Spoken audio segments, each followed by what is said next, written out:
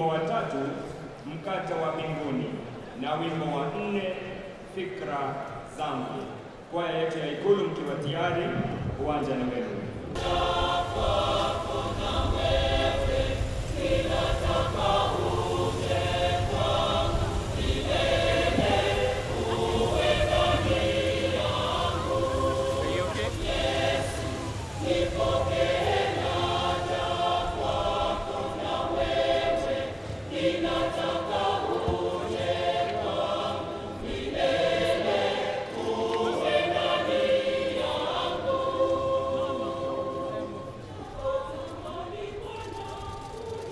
Welcome, Your Excellency, sir. Welcome, Your Excellency.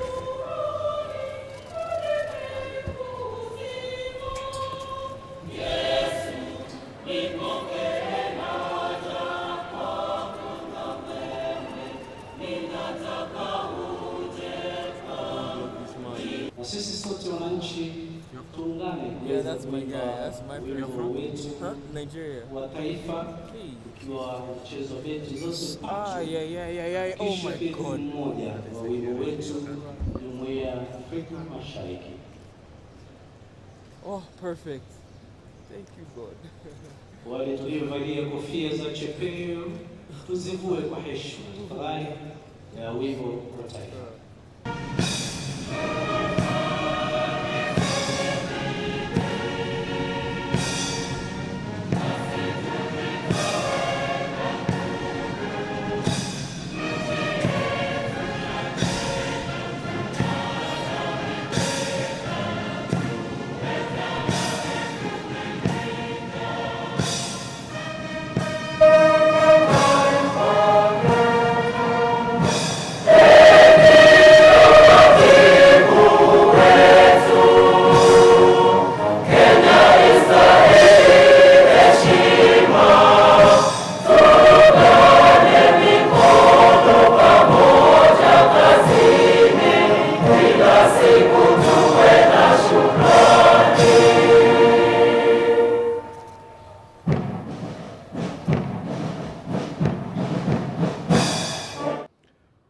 When the nation called for bridging divides and putting the country above self, he led his party out of opposition and into government, thereby ensuring that our nascent republic was devoid of partisanship and political bickering. When called to serve throughout the 60s and 70s, Mzee Moi served humbly and diligently, helping shape a modern and vibrant nation. Following the death of the first President of the Republic of Kenya, the late Mzee Jomo Kenyatta, President Moi stepped into the apex of leadership in 1978 and immediately brought calm and confidence to a nation that was reeling in shock following the unexpected death of our first Kenyan head of state. The story must be told of the man who, when assuming this high office as the second president of the Republic, Mzee Moi adopted a governance style and mantra that perfectly resonated with the needs and aspirations of his fellow citizens. When Kenyans spoke in 2002, he chose to abide by their wishes, and he led his party into the opposition. He consistently reminded us that opposition was not an enemy to the nation, but rather an alternative government in waiting and must be loyal to the country, always promoting ideas and strategies to enhance peace, love, and unity for our people. The love for his country and his commitment to uniting Kenyans informed his Nyayo philosophy of peace, love, and unity.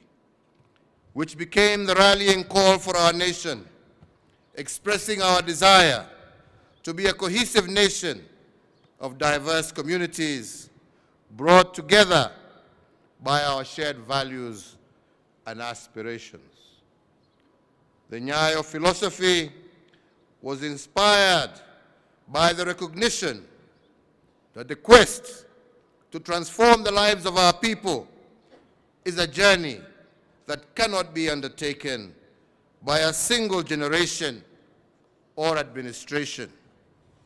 It is a journey underpinned by the knowledge that nation building is a continuous endeavor undertaken brick by brick, generation by generation, and administration by administration.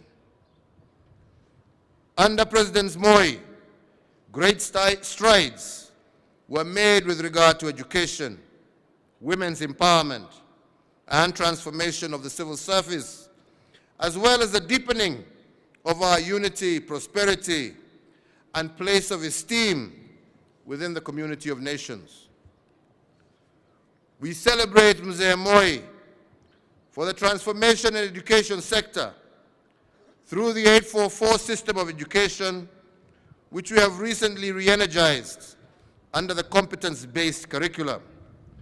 We remember him for the Nyayo free milk program, which was the precursor to our current school feeding programs. The establishment of countless girls' schools at a time when the prevailing culture was firmly against education of the girl child. The active promotion of the place of women in leadership, in politics, in business, the civil service, amongst many other progressive initiatives. Fellow Kenyans, many of us often wonder what is in a color. When President Moi was called upon to choose a presidential standard, he settled for one in green that we see before us. This singular act inspired his conquests in conservation. His environmental credentials are indeed second to none. The iconic memories of Moi building countless gabions, stone by stone, driving an aggressive reforestation program of our nation by spearheading tree planting campaigns, signaling our nation's steadfast and unshakable anti-poaching stance by burning millions of dollars of ivory.